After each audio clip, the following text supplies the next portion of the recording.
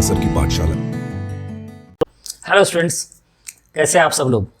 Welcome to Huda sir की पाठशाला।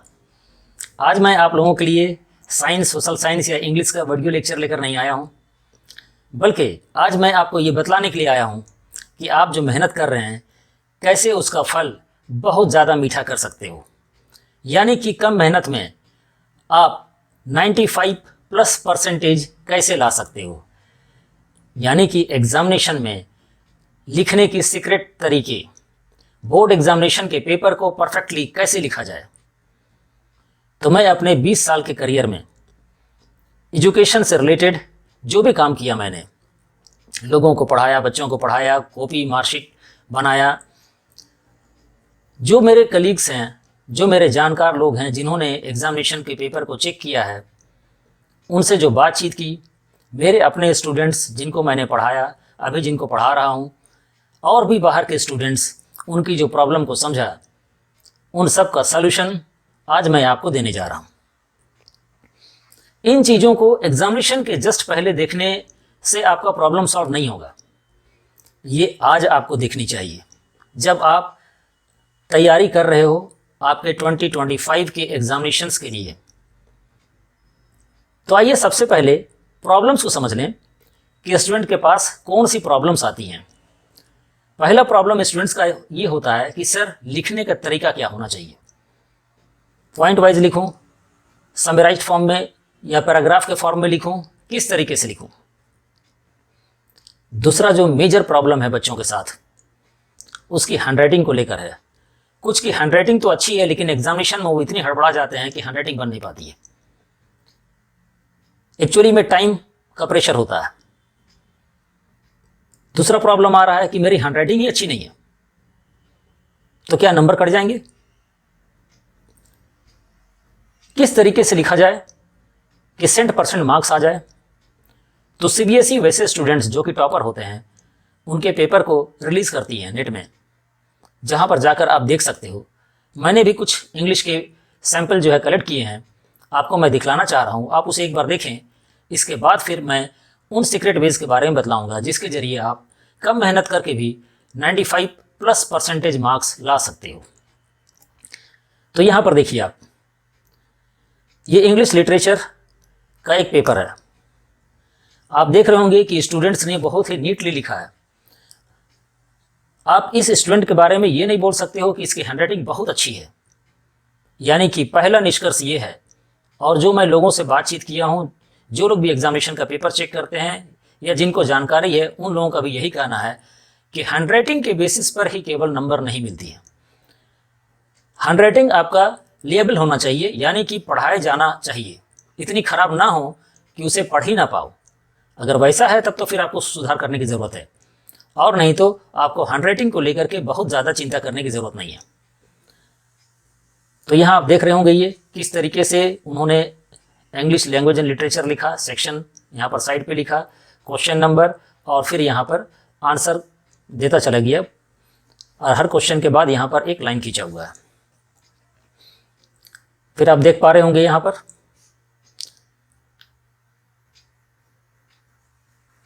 इसको आप देखिए, लेटर राइटिंग है। यहाँ पर लेटर राइटिंग को बहुत ही नीटली लिखा है इसने। ठीक है, स्पेस जो रूल्स हैं वो सारी की छोड़ी हुई है। सब्जेक्ट देखिए, यहाँ पर ज़रूरी नहीं है कि लेटर को आप एक ही पेज पर लिखें, उसके लिए आप 2 पेज कंसिडर कर सकते हो। ग्रामेटिकल पोर्शन को आप यहाँ देख पा रहे होंगे।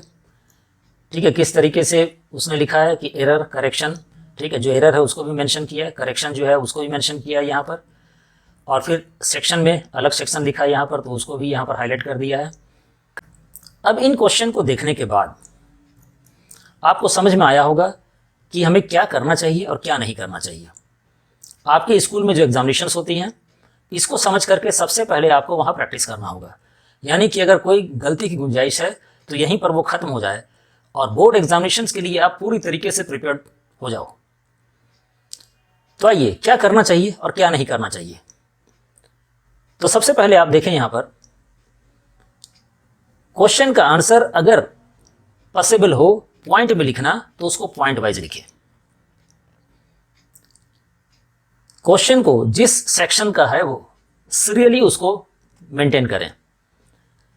कई बार स्टूडेंट्स ऐसा करते हैं कि 10 क्वेश्चन हैं, ABCDEFG, कभी G लिख दिया, कभी F लिख दिया, कभी C लिख दिया, कभी A लिख दिया।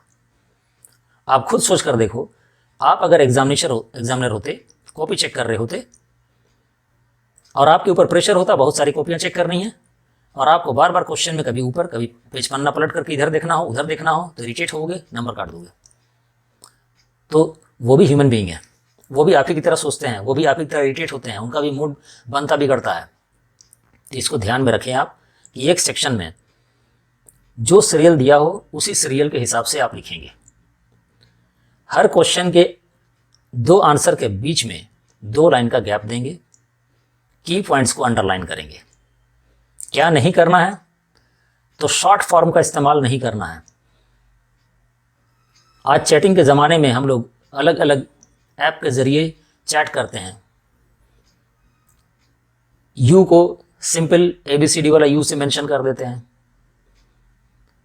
किसी और चीज़ को बहुत शॉर्ट फॉर्म में लिख देते हैं। गुड मॉर्निंग को GM कर दिया, गुड नाइट को GN कर दिया। ऐसा गलती यहाँ नहीं करेंगे, नहीं तो आपके नंबर भी उतने ही शॉर्ट हो जाएंगे। कई जगह मैंने देखा है कि बच्चे जो हैं वो कलर पेन लेकर चले जाते हैं कि डेकोरेट करेंगे उसे।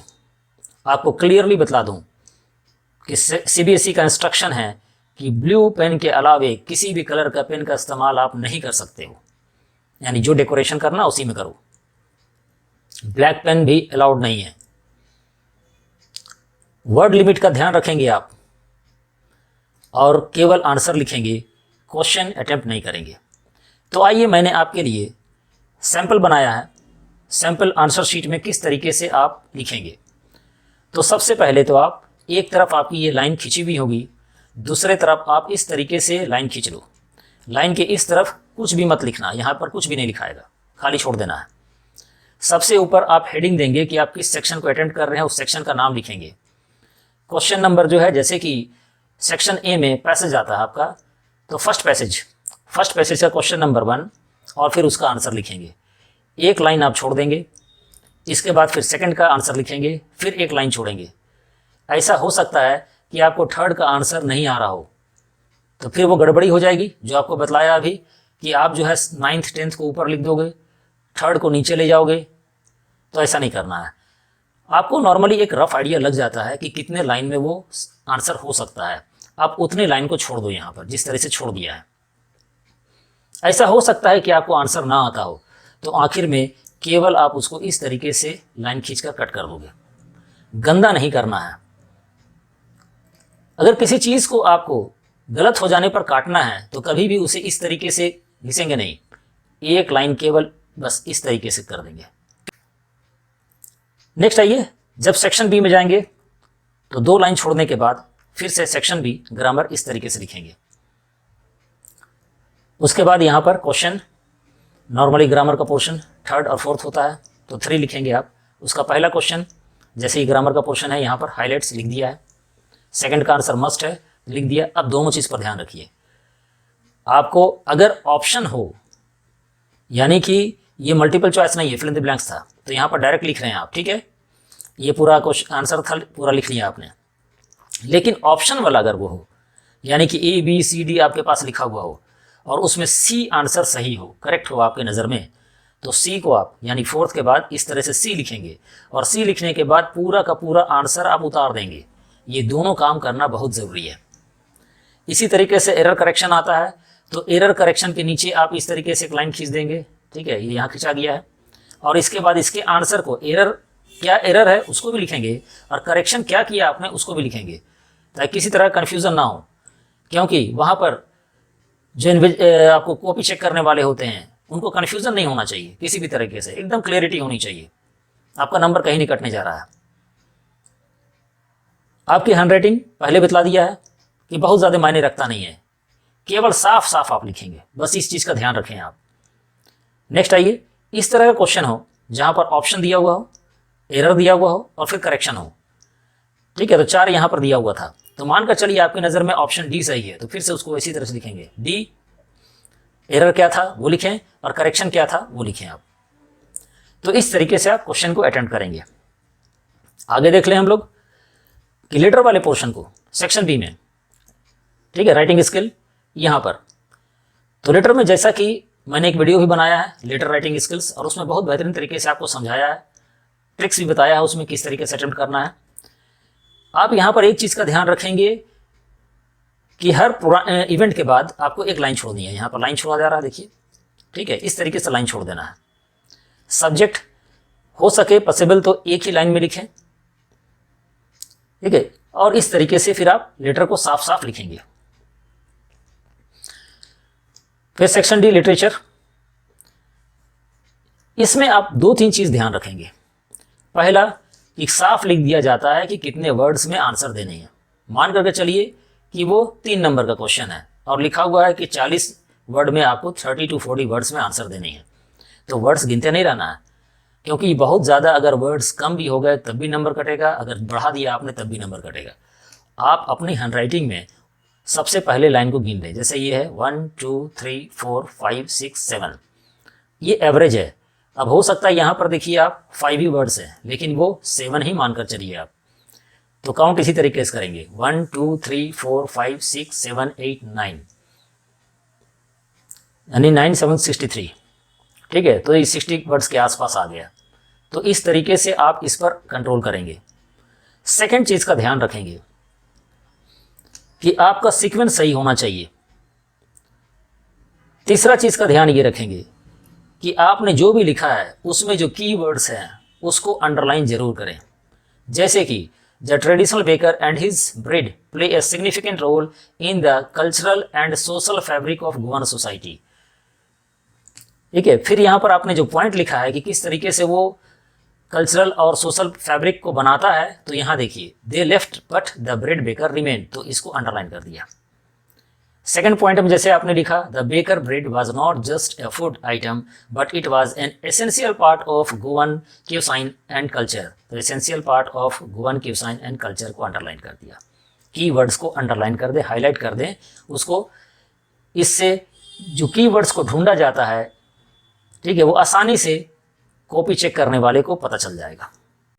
अब आइए स्टूडेंट के साथ 1-2 और प्रॉब्लम्स आती हैं, उसका भी यहाँ पर हम लोग सॉल्यूशन ढूंढ लें। स्टूडेंट के साथ एक प्रॉब्लम ये आती है कि सर अगर एग्ज़ामिनेशन में टाइम कम पड़ रहा हो और हमारे पास लिखने को ज़्यादा हो तब क्या करें। तो मान करके चलिए कि आपका जो है वार्निंग बेल लग गया, आपको ये पता चल रहा है कि 15 मिनट्स हैं आपके पास और आपको इस तरह के 3 क्वेश्चन अटेम्प्ट करने हैं। फिर आप क्या करोगे।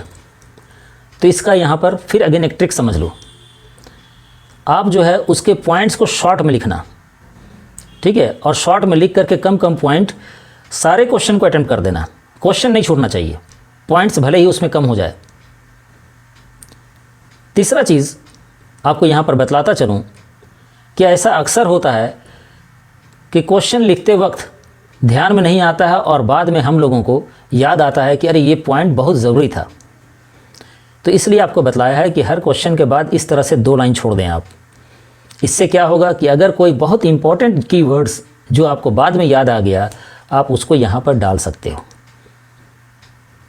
आपको मालूम होगा कि क्वेश्चन पेपर आपको 15 मिनट जो मिलता है केवल क्वेश्चन को देखने के लिए मिलते हैं, उसमें आप लिख नहीं सकते हो। तो जिस वक्त आप क्वेश्चन को पढ़ रहे होगे तो आपके दिमाग में वो क्वेश्चन सेट हो जाते हैं, फ्रेम कर जाता है, और आप जब दूसरे क्वेश्चन का आंसर दे रहे हो उस वक्त वो आंसर क्लिक कर रहा होता है आपके दिमाग में। आपके लिए यहाँ पर एक बहुत ही इम्पॉर्टेंट टेक्निक बतला रहा हूँ।